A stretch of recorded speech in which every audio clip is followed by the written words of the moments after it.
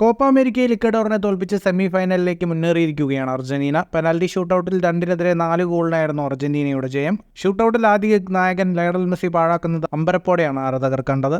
മെസ്സിയുടെ കിക്ക് പോസ്റ്റിൽ തട്ടി തെറിക്കുകയായിരുന്നു. ഇതിനുശേഷം ഇക്വഡോറിന്റെ 2 കിക്കുകൾ തട്ടി അകറ്റിയ എമിലിയാനോ മാർട്ടിനസാണ് അർജന്റീനയെയും മെസ്സിയെയും രക്ഷിച്ചത്.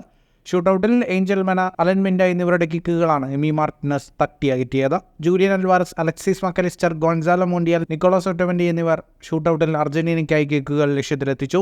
ചിലിക്കെതിരായ മത്സരത്തിൽ പരിക്കേറ്റ മെസ്സി അവസാന ഗ്രൂപ്പ് മത്സരത്തിൽ കളിച്ചിരുന്നില്ല. ഇക്വഡോറിനെതിരെ ആദ്യ ലെവലിൽ തിരികെ എത്തിയ മെസ്സിക്ക് പതിവ് ഫോമിലേക്ക് ഉയരാൻ കഴിഞ്ഞിരുന്നില്ല. ആകെ 32 തവണ മാത്രമാണ് മെസ്സി പന്ത് ടച്ച് ചെയ്തത്. 90 മിനിറ്റ് കളിച്ചിട്ടും ഇത്ര കുറച്ചു മാത്രം മെസ്സി പന്ത് തട്ടുന്നത് ആദ്യമായാണ്.